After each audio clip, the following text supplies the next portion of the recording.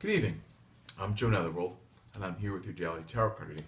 Per usual, for Wednesday, May 21st, 2014. I think I've caught myself saying 2013 a couple times, but I kind of know what year it is, I believe.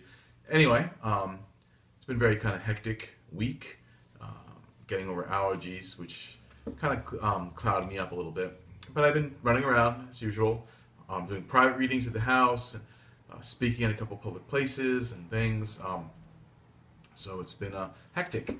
And it's allergy season, and it's a slow-moving May. But it's moving a little faster. The weather's been crazy. Every day seems to have a wicked, witchy moment of it's beautiful, it's sunny, it's positively textbook spring, and all of a sudden the winds just come out of nowhere. Big black clouds fly in and just sort of not upset the day, but set a different tone. And with them, and this card just jumped, and it's the Fool. So our main card for our 3-card read today will be the Fool. When a card jumps and leaves itself out, it's because it's really meant to not only be in the read for the day, but it's the theme of what's really going on, the underlying theme. And it's almost like the weather seems to be playing the Fool, and that it's almost everything. The winds change, days become, they have a different mood almost every hour on the hour, and that is sort of the Fool. It's a wander. Everything's wandering and moving, and setting different emotional fields hour by hour. And I think that's across the world. I know California, of course, is in the middle of heat waves and fires and all these other situations, and wherever you are in the world. But I feel that the energy, and sometimes the energy becomes so strong it affects the weather around us, it affects the people around us. And I think what you're going to feel today is a hour by hour, moment by moment change in the people, places, and things that you're interacting. You go somewhere new, it's like a whole different world. You come back, your world's changed again. People are changing and moving. I think there's an unsettling air, and that's usually the force of creativity has that in it. So keep that in mind. Now let's see what our other cards are today. What are 2 qualifiers? What the Fool, who the Fool is traveling with, as it were. So let's see. I think this card here. The Fool is traveling with the 4 of Pentacles, which is really, really, really about the balance of finance and keeping, not the balance of actual dollars and cents like a checking account, but these jobs, these pentacles that are around you. It's one major on your mind, the one above your head is what you kind of are focused on, but around you is the triangle, the pyramid of the other forces. So we have it's a very balanced, though it's a very intellectual and lacking of emotional value card. It's about being almost too logical and too focused, which is sort of not really what the Fool represents, but it's a part of the Fool's progress. It makes the Fool grow. It's finally understanding, being focused, logical, not, I won't say, it's intellectual over intuitional, or intellect over intuition. Let's be a little plainer. Sometimes I make up these words, I have to laugh at myself. But let's see what this other card is, what our 3rd card is. And I think I'm going to take this card. Let's see what he is. The Magician. Now, that's sort of the opposite of being coldly logical. It's about wisdom and applied science and math. It's about taking logical constructs and applying them to illogical situations. That's the magic, and I can go on and on about what magic is, but magic is unknown natural forces. And as we move along, we have to have some faith, not in alien ideas or theoretical gods or goddesses, but we have to have some faith in that we do not know everything.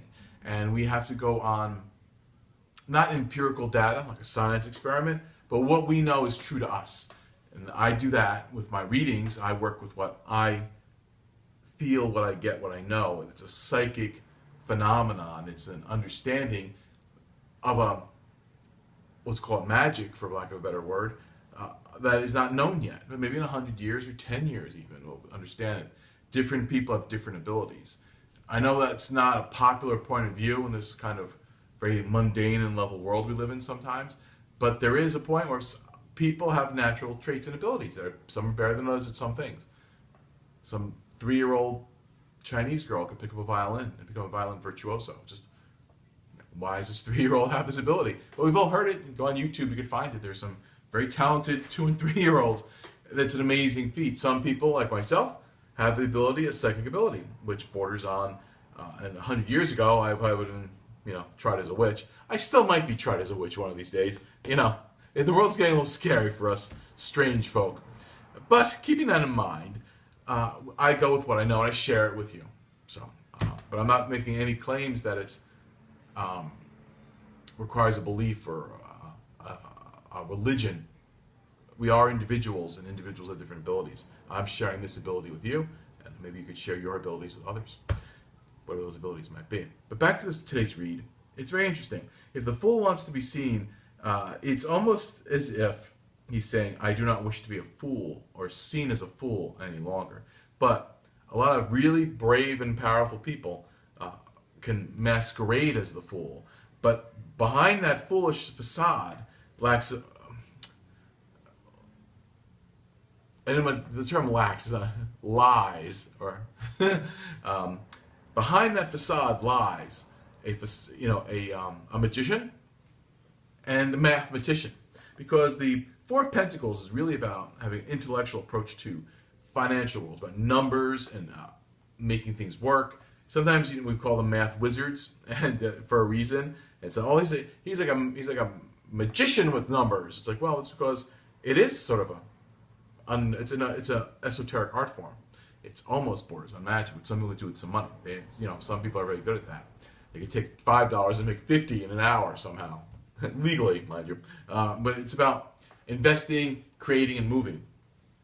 So today I would keep my eyes open. Maybe some people you've seen as a fool have a lot more going on. Look deeper into these people you might know and not really give them enough credit because they appear as the fool.